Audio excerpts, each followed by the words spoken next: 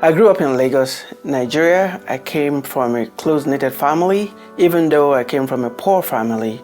But they gave me education with the instruction that this is the tool that will help me to dig my way out of poverty and ignorance. I came without a dime in my pocket. All I had was big dreams, determination to succeed, and the resilience. So coming from another country gave me that insight to be able to understand and deal with people from different backgrounds. I was walking into Kroger to pick up a prescription for my mom. Upon approaching the pharmacy, I slipped and fell in some liquid. I went to see my regular doctor, and that is when I knew that there was more going on from that fall. I then called Mr. Olawale, talked to him and let him know what was going on. I could just say that he's very professional and knowledgeable about what he does. He's very passionate about what he does, and he cares about his clients. I felt like I was a part of the Olawale family. The goal is to make sure that our clients will leave feeling that someone gets them, knowing that someone was able to be the voice for them. We needed an attorney because we needed somebody who understood the relationship between our case and the law. We had been through 4 different lawyers. We were very desperate.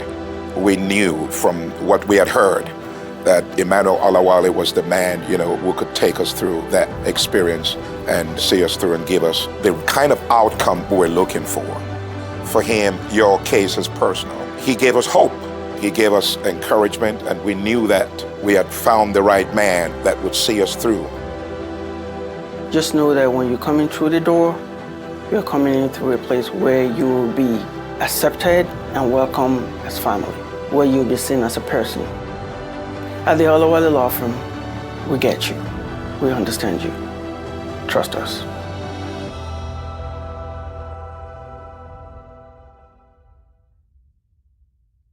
Welcome to another episode of Legal Angle with Emmanuel Olawale. My guest today is Priya Tamilarasan.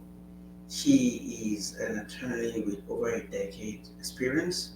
She's also currently running to become a city attorney in Gahanna. Welcome to the show, Priya. Thank you so much for having me. Thank you for coming. Can you tell us a little bit more about yourself? Sure. I am originally born in Indiana and grew up in Michigan and came down to Ohio for law school and ended up really falling in love with Columbus and the central Ohio area and staying here since then. Originally, my family is from India. My parents immigrated here in 1981 prior to settling down here and having a family here, myself and my brother. So they created a home for us here in America and have always instilled in me a deep appreciation for education and giving back to the community that we're in. And that really kind of led me down the path to becoming a lawyer and trying to help people in any way that I can. Thank you. Your parents' journey, it's so fascinating because, like your father, is a PhD holder. But then, the way he started was like they're herding animals and he wasn't allowed to go to school. And can you tell us a little bit about his story and how he started teaching himself to read and write and ended up going to school? Absolutely, yeah. So my father comes from a very small rural village in India. His family were historically farmers. He was the youngest child and the youngest male child. And so his responsibility was to help the family with the farm.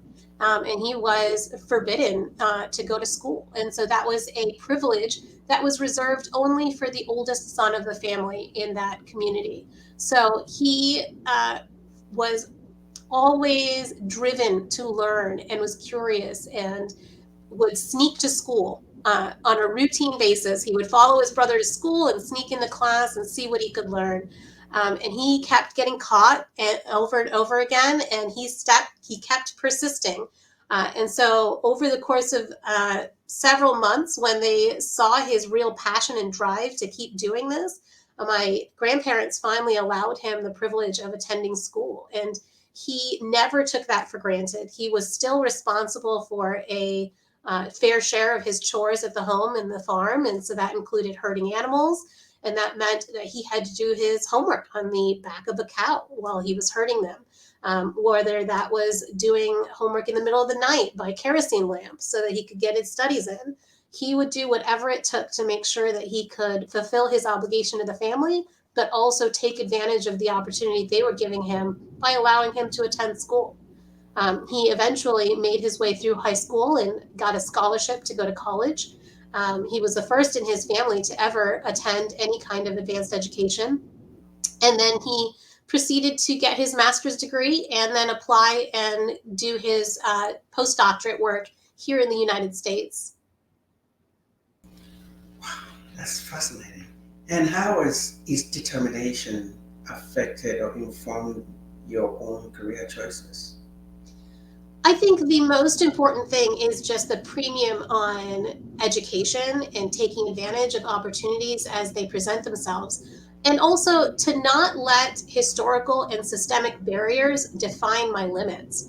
I think that is the number one thing that my parents have taught me, to not hold back on what my dream is based on what I'm being told is my lane or my limits. So I think that is the biggest thing, the determination and grit that he has really been passed on to me.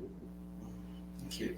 And your mother's family, they own like a milk distribution business. How has that experience shaped you?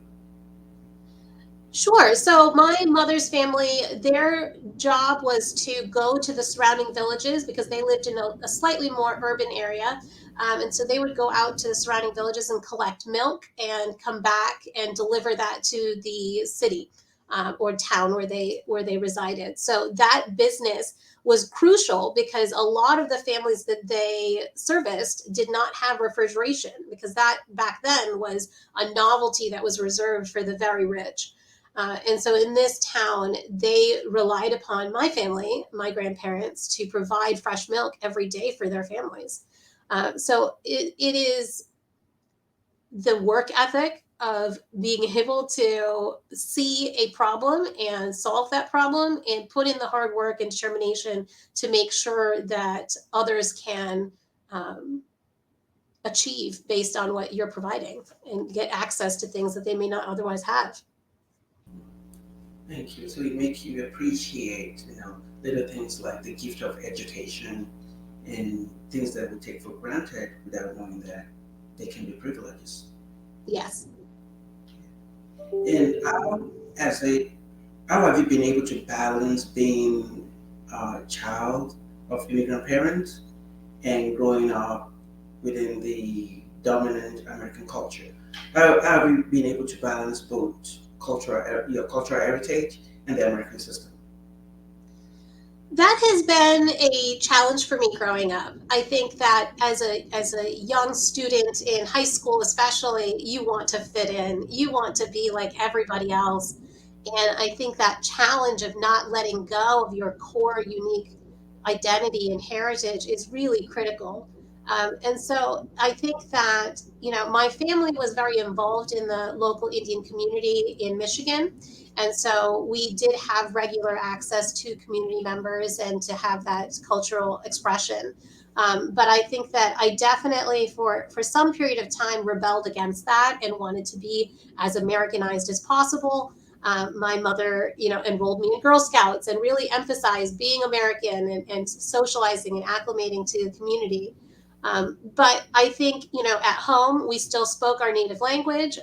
We still celebrated all of our religious customs and cultural holidays. And that really let me know that no matter how much I wanted to be just like everybody else, I can celebrate my differences instead of being ashamed or embarrassed of them. And I was lucky to be growing up in a small town in Michigan that was accepting of people of various cultural backgrounds. But it wasn't until college and then moving here to Columbus that I really truly felt like it was okay to be different. Because it was a small town that I grew up in, and although they were accepting, it was not a situation where I saw a lot of people that looked like me. I didn't hear a lot about different cultures and perspectives until I got to college. And there is where I really got immersed in diversity and understood the strength of having differing perspectives and backgrounds. So, what was high school like for you? Because, like you said, there weren't a lot of people that looked like you. And the way you look, there's no way for you to hide yourself because it's just glaring. What was it like? Well, I mean, it was hard in the sense that I was always the one that stood out, right? But, in other senses, I felt that I found my pack, right? So I found the empowerment of speech activities to express myself in high school. And so I really devoted myself to, the debate team, student congress, extemporaneous speaking and forensics, and mock trial, especially. And I found my voice and I found that I fit in with others based on our interests and our passions. And that was really what drove me through high school. But ultimately, I felt that I wanted a different perspective and a different environment. And so I chose to actually graduate a year early from high school and embark on my college journey when I was 16 years old. I felt that I had reached a point where I wanted more educational challenges and more diverse environment. And so I chose to go to college. It seems like you were just furthering your father's aspiration and dreams because here is the daughter of a man who was forbidden from going to school and who snuck his way into school. Ended up being having the highest honor anyone can get educationally, a PhD. And now you are graduating college, high school early, going to college at the age of 16. What was that experience like as a 16-year-old in a world of 18, 19, and 20-year-olds? What was that like for you? Well, I had the benefit of being a 16-year-old person with that level of arrogance and determination that I could take on anything and I could do anything. So, I mean, in that sense, I felt ready for that, but I was faced with many obstacles when I got to college, and it was a tough acclimation for me to be on my own. So it was one of those situations where I believe it was the right decision at the time. And I do not regret it at all. I think that it is part of what has shaped me to be the person I am today. But it was very challenging. I mean, the differences in age were stark. I mean, it was a situation where I ended up um, trying to find the right crowd because my graduating class had not graduated yet. So I was not going into college with a group of peer group already established. And so it was somewhat of a challenge for me to start over, having grown up in the same town from kindergarten all the way through high school. To go to a new environment and be the new person who doesn't know anybody, and making new friends and forging those connections was tough for me. And so it took me a couple years before I discovered the collegiate mock trial team. And again, found my group of people. I found my passion again. And that really helped me turn around my college education and career, and put me right back on the same track that I was on in high school. Wow. It seems that you're always drawn to debate, mock trial, speech. How did you, when did you realize or when did you discover that passion for public speaking and competitive debate? It was in I would say probably eighth grade. I think I recently had the opportunity of going to the 20th high school reunion for the class that I was supposed to graduate with, so the class that I grew up with. And they had some letters that we had wrote to ourselves in 8th grade that the teacher forgot to mail, but she still had. And so she passed it along through a friend of mine who brought it to the reunion. And I had the opportunity of reading a letter that I had written to myself in 8th grade, where I wrote about how I really hope I am maintaining my journey to become a lawyer. And I didn't even realize that I had had that passion and dedication to this career path even back then until I read this letter. Because when I think back, I recall trying out for the mock trial team in 9th grade with a friend of mine who wanted to try out and didn't want to do it alone. And so we tried out together, and I ended up making the team as the first freshman to make the team in over a decade. And so it was my first experience with doing any kind of public speaking or debate or anything was being an alternate on the mock trial team. And so that's when I really started to learn about public speaking. And then I joined the debate team, and then it just kind of progressed from there. But reading this letter, it seems that I had that in the back of my mind even before that. Just like you're about to do this. And let's talk about your mom as well, because your mother's transition from, whatever she used to do to a new career in the US is also inspiring. Can you tell us a little bit about that as well? Absolutely, yes. So, as I indicated before, my mother's family were in the milk business. And so they had the opportunity to send her to school at a time where, like I said, it's usually reserved for the oldest male child. And so they saw the value of an education even then. And she had an opportunity to get her master's degree in history in India before she met and married my father. And so she also excelled in education and saw the premium in getting a good education. But when she came here, she struggled to find a job based on her work history and her educational history being from India. That degree didn't really translate to anything marketable here. And so, as she was helping my father create a life here, she chose to start a whole new career path.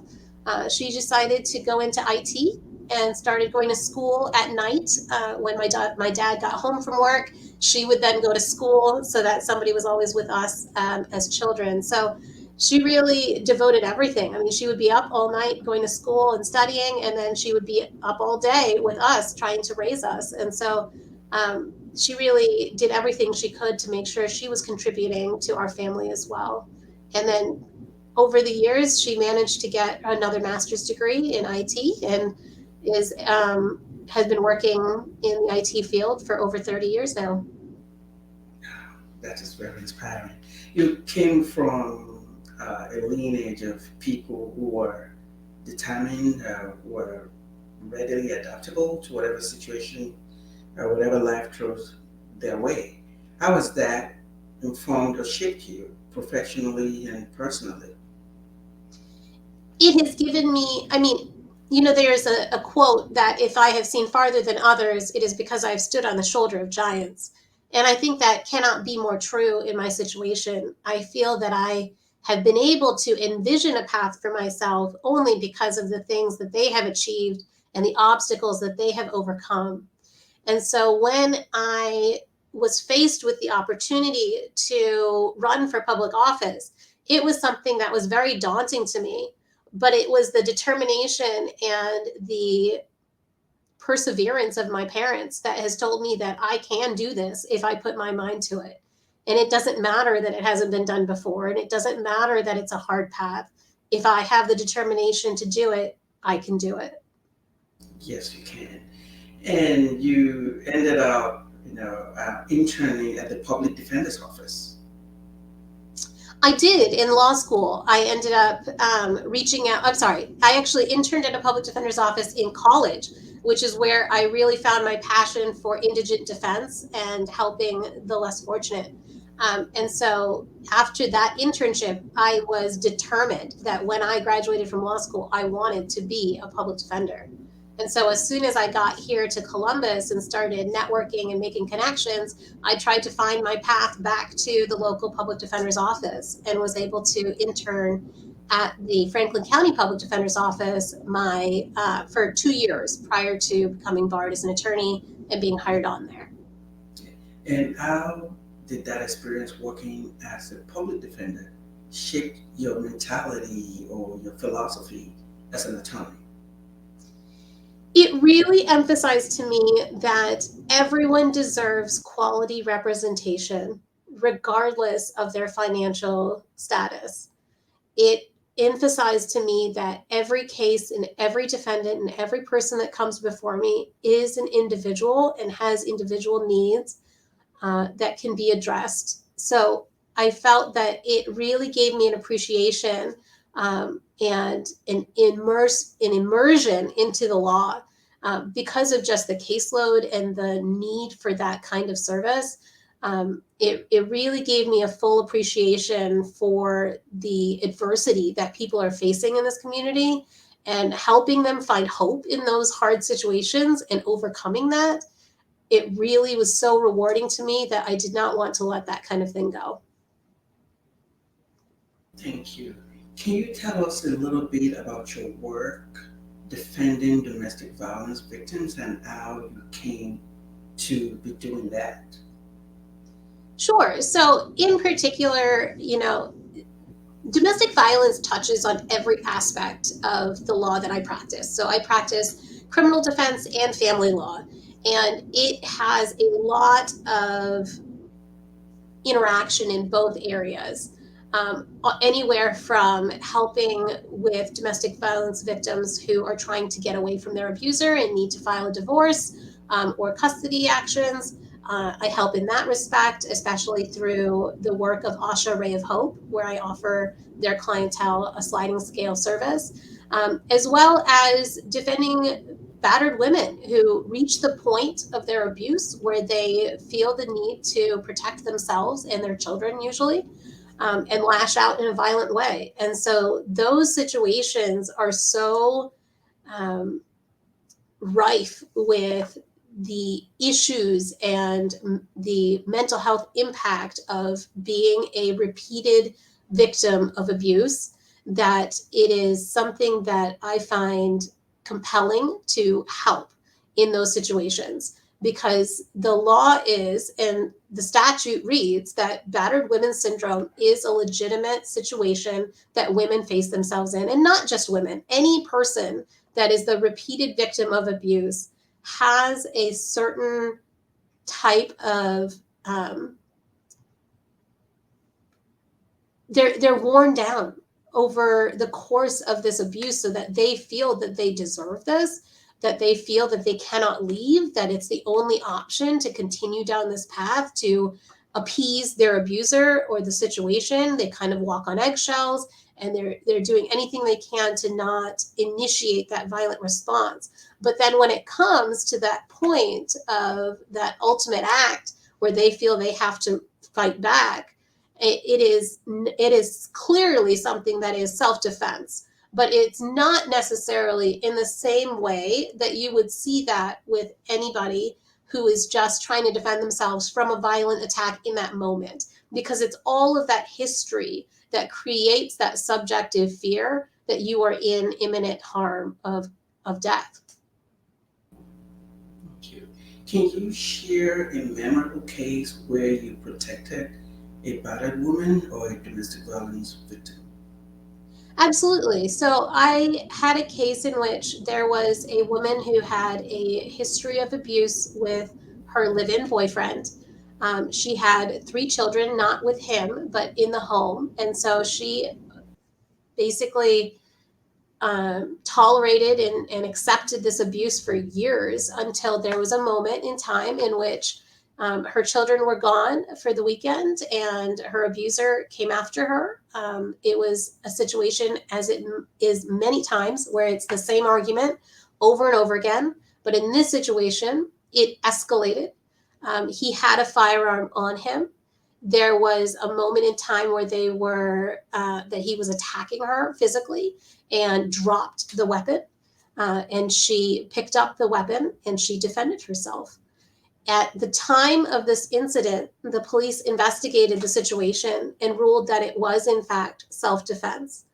And it was closed at that time. She was given a letter saying that this was self-defense and we will not prosecute. And then years later, I believe it was 8 years later, there was a change in administration. There was a reopening of her case and a reassessment. And the state decided to prosecute this case as a murder charge. And so I was tasked with trying to figure out how to express our frustration with this process, that she was told that this was self-defense. The facts demonstrate that it was self-defense. And yet here we are facing an indictment for murder charges. She had changed her life. She had moved away and started over. And they had painted this narrative of her fleeing and trying to hide, when that was certainly the furthest from the truth. And so we were, myself and my co-counsel were preparing this defense, and we utilized an expert in battered women syndrome to assess our client. We met with the original detectives that were on the case. We met with the coroner to talk about the autopsy and to demonstrate the angles and exactly what happened in that situation. But simultaneously to trying to defend the case, we also filed a motion to dismiss based on pre-indictment delay, because we felt that my client was prejudiced based on the delay of the indictment, because she could have more adequately defended herself if this case was tried at the time the incident occurred. And so based on the fact that there are physical signs of abuse that could have been demonstrated through an MRI, such as strangulation and things like that, that could have been corroborated through some physical evidence that we were not able to obtain because we did not know that this case was going to be indicted until 8 years later. And so all of that goes to the fact that not only was this a situation of a battered woman who needed help in that situation to defend herself, but it was also a situation where everybody knew that to be true, and yet a different perspective in a different time, and they tried to make this out to be something it wasn't. Wow, that's an awesome success for you and your co-counsel. Yes. So, wow. So how has your multicultural identity informed the way you understand domestic violence victims and the way you protect them? I think that every culture has domestic violence. I think it demonstrates itself in different ways, and it's more accepted or tolerated in certain situations and cultures. And I think that being sensitive to the fact that it can happen to anyone, anywhere, and it doesn't matter what color your skin is, but the fact that certain minority cultures feel that they cannot speak out, whether it's because of a language barrier, a cultural barrier, or just simply not having access to the resources that you need, those marginalized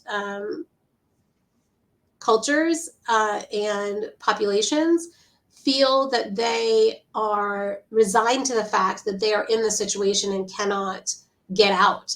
And so I am sensitive to the fact that, especially, through Asha Ray of Hope, which targets, which specializes in South Asian cultures and helps them understand that it is okay to speak out, it is okay to leave, and it is okay to stand up for yourself. And so I work with them on a regular basis to ensure that they have quality representation for the divorce process, and anything that I can do to ease that transition for them to get them back on their feet and independent and away from their abuser. Thank you. So how do you balance your family law practice and also protecting battered women? Is there an intersection between your family law practice and the criminal law in regards to that? So the family law aspect is mostly the divorces and things like that, and helping battered women get away from their abuser in that sense. And then the criminal law is just only in those particular situations in which battered women have to defend themselves and rise up against their abuser. So that in those two aspects, it's the common thread is still domestic violence and how it's impacting people. But I will also like to note that, I do a lot of guardian work as well in domestic law. And so that also is an area where domestic violence is permeating the situation. And so you often have custody battles and things of that nature that involve a child where that child has witnessed repeated episodes of domestic violence between their parents, or you have parents who are fighting for custody and trying to do shared parenting. When there is a domestic violence background there, it makes it impossible for them to have an equal partnership and co-parenting relationship when there is that history of abuse and power disparity. Thank you. When we think of domestic violence, we think of physical violence, and um, we think of physical violence. Is there a form of abuse that could be mental that is also considered domestic violence, or does it have to be physical for it to meet the threshold of legal domestic violence? It does not have to be physical. Domestic violence takes all different forms. It can be in the sense of financial control and abuse. It can be mental abuse, absolutely. Having those words that affect you is still just as significant as a blow to the face, right? I mean, having someone tear you down emotionally and mentally every day, saying that you are not good enough, that you can't do the right things, that everything you're doing is harmful, that accusing you of things, that is a common thread of domestic violence, where it's just a perpetual attack on your psyche to the point where you feel that it's basically gaslighting, right? That is a common tactic that abusers use. And it is often not just a cycle, but it's also escalating. And so oftentimes the physical abuse is the result of years of emotional and mental wearing them down to the point where they feel that they can be physical with them and they will not leave because they feel that they deserve it in some way. Yeah, thank you. Earlier, you mentioned about barriers. What are the common barriers that prevent domestic violence victims from coming forward? And how do you, as an advocate, help them? The most practical barrier to being to speaking up and exiting the situation is financial, unfortunately. Is that people feel that they are financially dependent on their abuser, and so if they leave, they do not have the resources to maintain on their own. They just, if they feel that they can't hold a job or they can't get support in any way, that they are forced to stay in the situation because they cannot afford financially to leave. And so part of what I do is to ensure that they have adequate support, whether that's spousal support or child support, or whether they have resources to job programs. And a lot of that is what organizations do, such as Choices or Asha Ray of Hope, that help them have the resources to have a plan in place to leave. Because another one of the practical aspects is just physically, they live with their abuser in many situations. And so they cannot leave without having a safe place to go. And then the other issue is that a lot of abuse victims feel that it is inevitable that they will be found again and that this will continue and that it will perhaps be worse if they leave.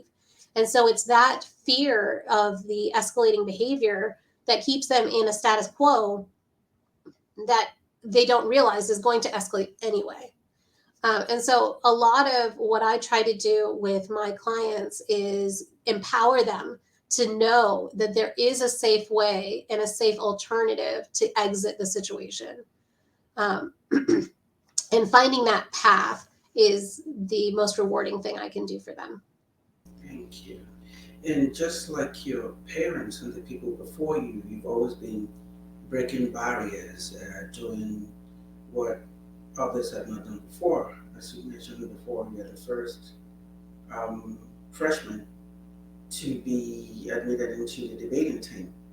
And now you're setting another trend, being the first person of Indian descent to run for office, at least for the city attorney's office in the city of Gahanna. What does that feel like? It feels exhilarating. I mean, it is something that I am proud to be the first and to pave the way for others, because I do think that, especially in central Ohio as a whole, the South Asian community is substantial. And the fact that we don't see people like us in these high positions of leadership is a travesty. And I think that, one person that I really look up to is Dr. Anita Samani, who is a state representative, and is also South Asian, and is, I believe, the only South Asian in the House in Ohio, in the state house. And so I think that seeing people like us empowers us to have more civic engagement and have more voice. There's a lot of feeling in the South Asian community that we're not part of the process, that we don't need to vote, or we don't need to go out and be part of the conversation because we're not having a seat at the table. And so the only way to get that is to run for election, is to be out there and to show people that, yes, it is doable and it is possible. Thank you. And what inspired you in the first place to run for this office? Well, I think that the opportunity presented itself to me, and I felt that it was something that, the question is not really why for me, it's why not me. It's the fact that I feel like I am qualified and I am committed and I'm ready to do the hard work necessary for this specific position in Gahanna. And so I don't feel that there's anything about me that is disqualifying. So why not rise up and be a leader in this community and fulfill the needs that the city has? Because I do think that there is some need for the city to have some improved communication, some better transparency, and I see some opportunities for reform in the mayor's court side of things that I feel like I am uniquely suited to be able to handle. And I recognize the opportunities for improvement, and I feel ready to implement some changes to address those. Thank you. And what are those reforms and changes that you're planning to bring to the city attorney's office? Primarily, it's to the mayor's court side of things, which is to create some formal diversion programs to make sure that these opportunities are equally accessible to all cases that come before the court. And so to have some official screening methods and divert certain cases out of the court process as is appropriate. Right now, the diversion program in the Gahanna Mayor's Court is more informal, and you have to ask for that program and then be screened. I think it should be an automatic screening for all cases to make sure that we are addressing these opportunities with equal access for everyone. I also think that utilization of a public defender is critical these days, especially on the mayor's court level, that doesn't have as much oversight and due process rights as, for example, Franklin County Municipal Court. So I think that many suburbs are utilizing a public defender position in order to protect the rights of folks, even at the mayor's court level, and to ensure that they have representation and understand their rights and can meaningfully engage with the system without feeling like they are being railroaded or taken advantage of. So in that sense, I think that the role of a public defender is critical in the mayor's court level, and I would like to implement that as well. Thank you. And what are those responsibilities of a city attorney? Because there are a lot of people listening to this, they don't know what they do. Can you educate those folks? Sure. So the city attorney of Gahanna is responsible for all prosecution and defense on behalf of and for the city of Gahanna. So that would involve civil litigation in which anybody would sue the city, as well as prosecution of any misdemeanor level offenses within the city limits. And so I would oversee the mayor's court side, as well as any kind of civil litigation, whether that's regarding zoning or taxpayers or anything of that nature. Thank you. How would you working with domestic violence victims inform how you handle your job as a city attorney when you get elected? Well, I think that partly I have the opportunity to maintain my family law practice even after if I am successful in the election. So I would be able to still do my work with, Asha Rea Hope and other domestic violence victims in the family law side of things. I think on the other side of things, my experiences with domestic violence victims leaves me uniquely suited to make sure that we are addressing the right things when we are prosecuting domestic violence situations in mayor's court, excuse me, not in mayor's court, in Franklin County Municipal Court. Anything that happens within the jurisdiction of Gahanna, although handled in Franklin County Municipal Court, would still be prosecuted by the city attorney's office. And so I think that this would give me an opportunity to ensure that if we are resolving these cases in a meaningful way, that these perpetrators that are found to be guilty of these offenses are obtaining the services necessary to ensure that they do not continue this kind of behavior. There are programs out there in Franklin County in this area that specifically target to make sure that these kind of behaviors can be intercepted before they escalate any further. Thank you. And what are those unique perspectives you're bringing to the city attorney's office? Well, I will be the first South Asian, the first person of color, the first woman, and the first Democrat to serve in this position. And I think that that gives me a unique perspective on areas of opportunities to change. Thank you. And how was your life experience prepared you for this role? It goes back to the same themes of perseverance and determination. I think that I have the work ethic and the commitment to make sure that I give it my all and overcome any obstacles that come in my way. Thank you. If you have to tell like a voter who's watching right now or who meets you on the trail, if you have to tell them something to remember you by, what would that be? That I stand for change. Thank you. You stand for change Yes. because grit and determination brought you to where you are right now. Yes. Thank you. Thank you for coming on Legal Angle. It's been a pleasure talking to you, and I really appreciate your time. Thank you so much for the opportunity. You have a great day. You too. And thank you for those watching us at home or listening to this in your car or on the computer. But thank you for joining us. Until next time, stay safe. Bye for now.